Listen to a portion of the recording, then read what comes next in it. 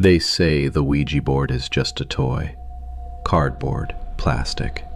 But ask anyone who's used one at 2 a.m. in the wrong place, and they'll tell you, it's not a game, it's a door. And once you open it, you can't always choose who or what steps through. Tonight on Sinister Tales, I'm bringing you 3 chilling true stories from people who used a Ouija board and paid the price. No monsters lurking in the woods, just the raw terror of realizing you're not alone, even in your own home. If you're brave enough, keep watching. But remember, these stories are warnings. Heed them well.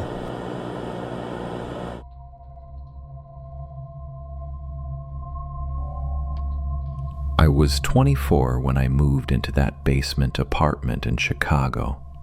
It was a converted unit in an old pre-war building with creaky pipes, thin walls, and that musty, cold dampness that made everything smell faintly of mildew. Rent was dirt cheap, and I was broke, so I took it. No questions. The landlord did mention the last tenant moved out suddenly. I didn't ask why. I should have. The first few weeks were okay. The worst part was the cold. Even with the radiators blasting, the air felt wet and freezing. But then there were the noises. Constant footsteps overhead at all hours. I thought it was the neighbors, until they swore they hadn't been home. One afternoon, while cleaning the closet, I found it. A wooden Ouija board, old, heavy. Letters hand-carved, edges blackened as if they'd been scorched. I thought it was cool at first, like an antique. When my friends came over, we joked about it, and of course, we had to try it. We lit candles, turned off the lights, sat around my crappy little coffee table in that damp, cold room. We asked, "Is anyone here with us?" The planchette jerked, hesitated, moved to yes. We all froze, swore no one had pushed it. Leah asked, "What's your name?" Lucy. Then I asked, "What do you want?" Long pause. Then it spelled M-E. Candles flickered violently. One cracked and shattered, spilling wax onto the floor. We dropped the planchette like it burned us. After that night, things changed. Crying in the walls, clear, unbroken sobbing just behind the drywall. Lights flickering whenever I walked in. My TV turned on by itself at 3:13 a.m., blasting static so loud the walls seemed to vibrate. The worst was waking up at 2 a.m. She was at the foot of my bed, pale, wet-looking hair stuck to her face, mouth moving in silent words I couldn't hear. I lunged for the lamp. She was gone. I didn't sleep the rest of the night. I confronted the landlord. He got quiet, then admitted the last tenant had complained of strange happenings and left in the middle of the night. I moved out 2 weeks later, left the board in the alley dumpster behind the building. A week later, I came home from work. It was on my new doorstep. No note, no box, just waiting. I burned it in the fireplace, watched it crackle, spit black smoke, and turn to ash. But even now, sometimes, when the lights flicker, I still hear crying. I don't sleep with the closet door open anymore.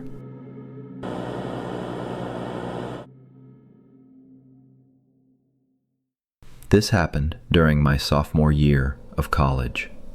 I lived in one of those old dorms. Brick exterior, ancient oak doors, floors that creaked like they were screaming under your feet. It smelled like bleach and mold all the time. My roommate Eric was obsessed with horror. The guy practically lived for it. One weekend he showed up with this beat-up old Ouija board he found at a yard sale. He kept daring me to use it for days. Finally, late one Friday, after too many beers, I gave in. We killed the lights, lit one candle, and sat cross-legged on the freezing tile. I remember thinking it felt even colder than usual in there. We started slow. Is anyone there? Nothing. Do you want to talk to us? Silence.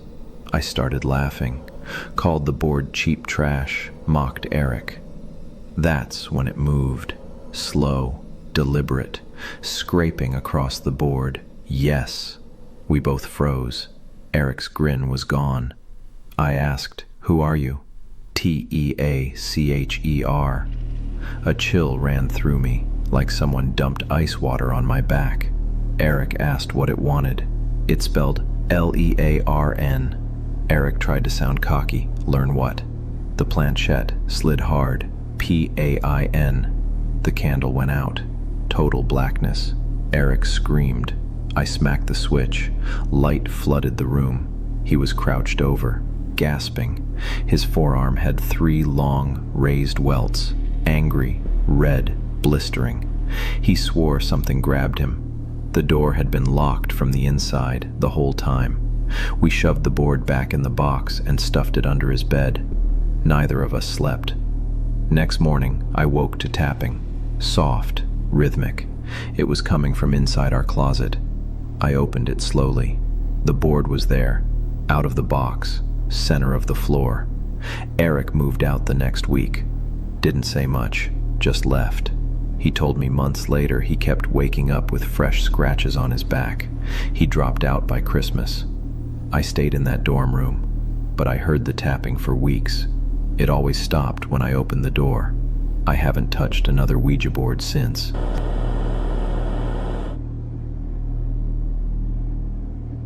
I was 16 years old during this time.